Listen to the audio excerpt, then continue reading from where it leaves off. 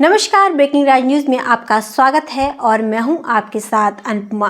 देश की 5 विधानसभा सीटों पर आज पूर्ण रूप से मतदान संपन्न हो चुके हैं और इसी के साथ में 5 राज्यों के एग्जिट पोल के आंकड़े भी हमारे सामने आ गए हैं। 3 दिसंबर को यह क्लियर हो जाएगा कि 5 राज्यों में किसकी बनेगी सरकार, लेकिन इन एग्जिट पोल के आंकड़ों के द्वारा हम अनुमान लगा सकते हैं कि 5 राज्यों के में किसकी सरकार बनती हुई यहाँ पर नजर आ रही है। तो सबसे पहले हम नज़र डाल लेते हैं मध्य प्रदेश, जो कि 5 राज्यों में सबसे ज़्यादा विधानसभा सीटों वाली विधानसभा है। यहाँ पर 230 विधानसभा सीटें हैं और यहाँ पर 116 का आंकड़ा जो पार्टी पार करेगी वह वहाँ पर अपनी सरकार बनाएगी। तो सबसे पहले हम जल्दी से आंकड़ों पर नज़र डाल लेते हैं कि 5 राज्यों में के जो एग्जिट पोल सामने आए हैं, इसमें मध्य प्रदेश में एग्जिट पोल यहाँ पर क्या कहते हैं और यहाँ पर हम सबसे पहले नज़र डाल लेते हैं।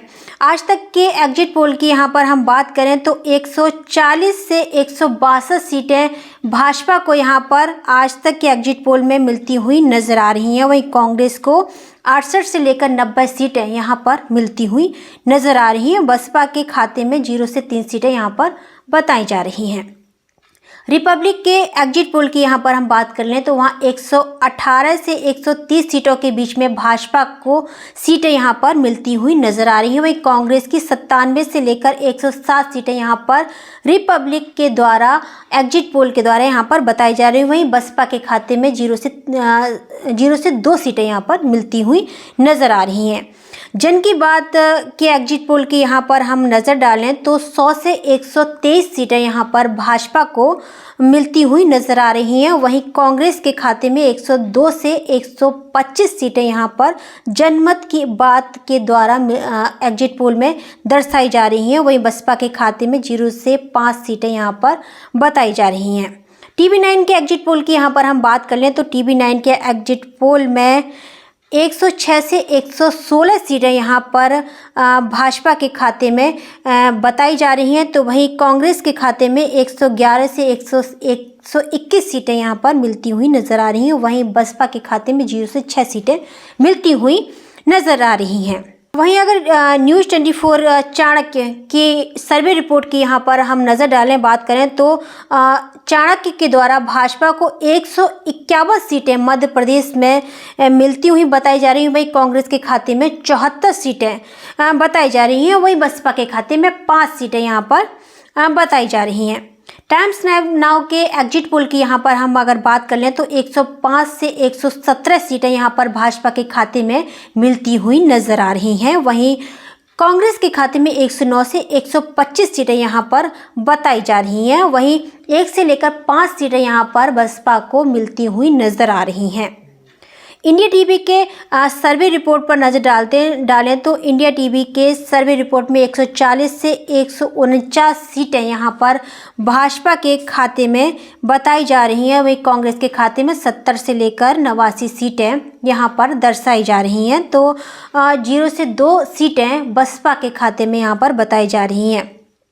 और सबसे लास्ट में दैनिक भास्कर की अगर बात कर लें तो दैनिक भास्कर के सर्वे रिपोर्ट में 95 से लेकर 115 सीटें भाजपा के खाते में बताई जा रही हैं। वहीं कांग्रेस के खाते में 105 से लेकर 120 सीटें बताई जा रही हैं। वहीं 0 से 15 सीटें यहाँ पर बसपा के खाते में और अन्य के खाते में बताई जा रही हैं।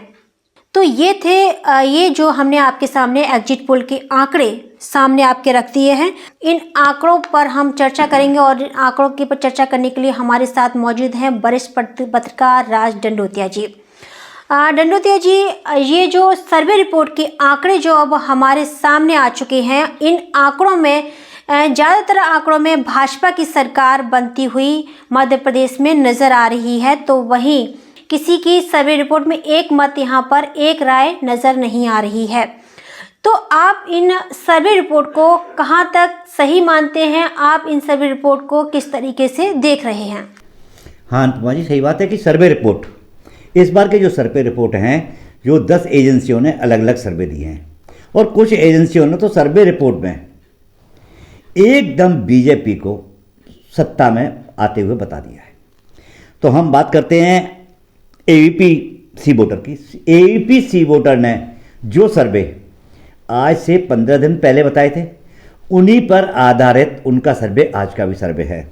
क्योंकि सी वोटर ने भाजपा को 88 से 112 और बीजेपी को 113 से 137 सीटें दी हैं, वहीं अन्य को 2 से 8 सीट बताई हैं। अब हम बात करते हैं आज तक के सर्वे में। आज तक के सर्वे ने जो 140 से लेकर 162 सीट बताई हैं और कांग्रेस को 68 से 90 सीट। तो हम बात करते हैं कि मध्य प्रदेश की जो 230 सीटें हैं, इन सीटों पर सबसे ज़्यादा कांग्रेस और बीजेपी के लिए परेशानी वाली सभा के टिकट वितरण में कांग्रेस को भी परेशानी आ रही है, क्योंकि उनके बागियों ने निर्दलीय बीएसपी या समाजवादी पार्टी से चुनाव लड़ा है। अब बात करते हैं कांग्रेस की। यही हाल कांग्रेस का है, उनके बागियों ने भी बीएसपी, समाजवादी और आप पार्टी से चुनाव लड़ा है। सर्वे में सिर्फ राजस्थान की बात करें तो राजस्थान में जरूर बताया है कि जो निर्दलीय जो अन्य हैं, चाहे वो बीएसपी से हो, चाहे समाजवादी पार्टी से हो, चाहे आप पार्टी से, और चाहे निर्दलीय, उनकी सीटें 15 से 20 तक बताई गई हैं। मध्य प्रदेश में ये 1-2 ही मीडिया हाउस हैं, उन्होंने बताया है कि मध्य प्रदेश में अन्य भी अपना खाता खोल रहा है। तो आपको बता दें कि मुरैना का दिमनी, जहां पर बीएसपी के बलबीर डंडोतिया नरेंद्र सिंह तोमर को कड़ी टक्कर दे रहे हैं। अब बात करते हैं मुरैना की। मुरैना में भी बीएसपी के प्रत्याशी, सुमावली के प्रत्याशी बीएसपी की ओर से काफ़ी टक्कर दे रहे हैं। यहां पर सर्वे में ये बात नहीं उठाई गई है। वहीं बात करते हैं ग्वालियर की। ग्वालियर पूर्व में सतीश चक्रवाल बीजेपी को कड़ी टक्कर दे रहे हैं, और कड़ी टक्कर ही नहीं, उनकी जीत जहां तक है निश्चित है। अब दक्षिण की बात करते हैं। दक्षिण में भी कांग्रेस के प्रत्याशी की जीत निश्चित है, क्योंकि वहां पर प्रवीण पाठक और नारायण सिंह कुशवाहा का चुनाव नहीं है, वहां पर चुनाव है कांग्रेस पे ज्योतिरादित्य सिंधिया। ग्वालियर चंबल का वोटर एक खुददार वोटर है, और इसी खुददारी के कारण 2020 में भी आपने देखा कि सिंधिया जी ने झूठ बोलकर, लोक लुभावने वादे देकर, अपनी उपेक्षा, अपने को जलील करने वाली बात बताकर जनता को सहानुभूति का वोट लिया।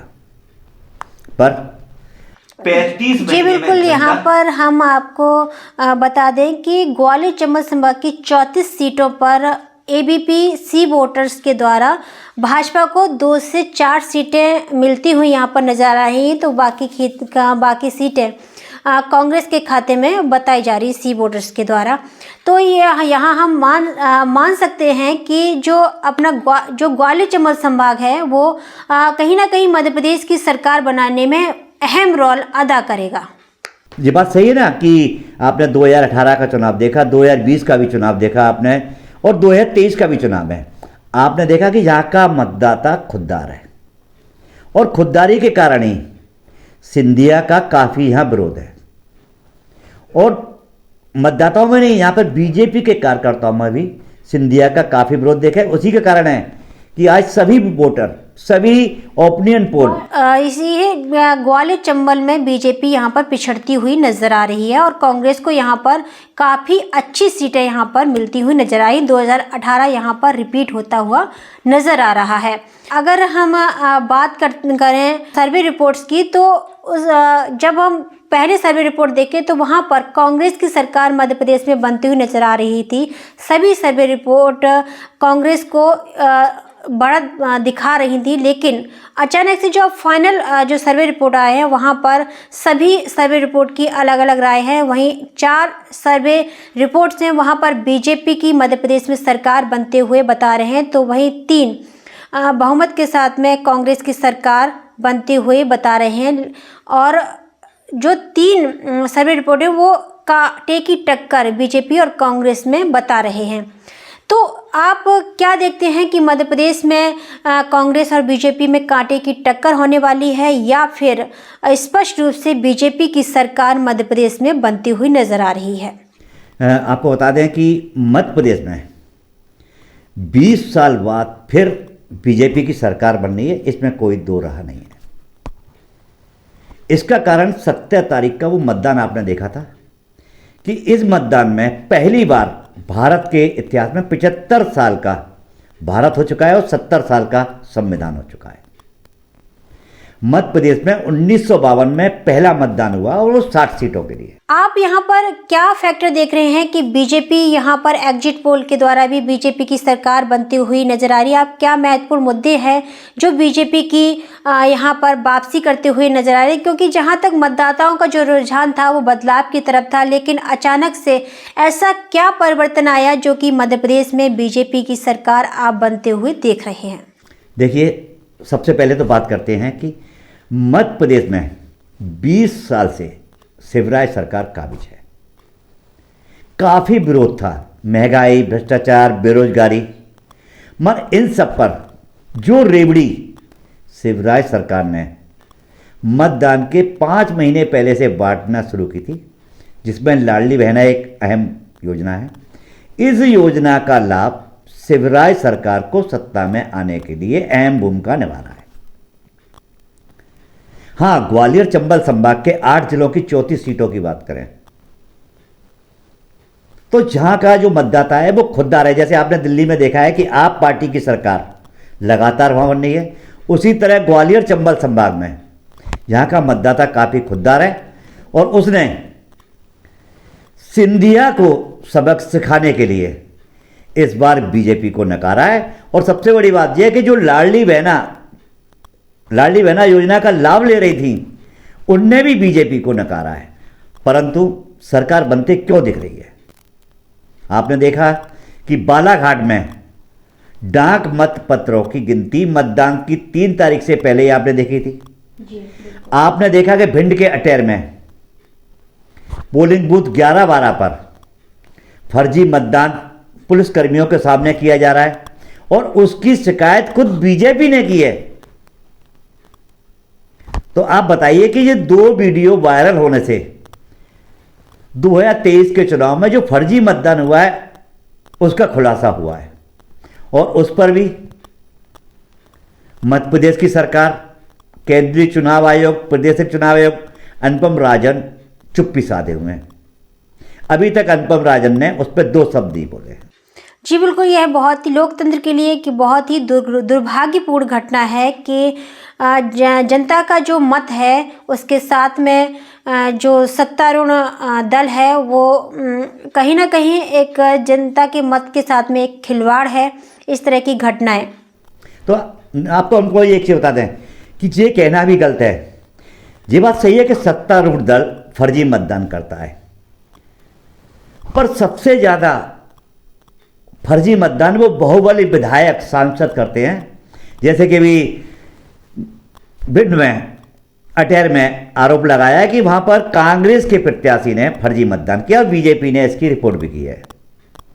पर आज हमारे सूत्रों से खबर आई है कि वहां पर जो बीजेपी के विधायक हैं, मंत्री अरविंद भदौरिया, उनने वहां फर्जी मतदान कराया और आरोप जब वीडियो वायरल हुआ तो आरोप कांग्रेस के प्रत्याशी पर लाद दिया है।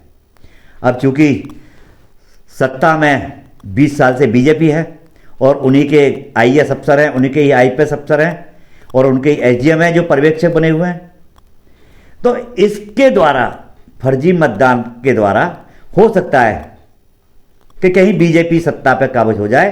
पर यह बात सही है कि हमने मध्य प्रदेश की कम से कम 70 सीटों पर जाकर खुद जनता से रूबरू हुए, जनता से बातचीत की है।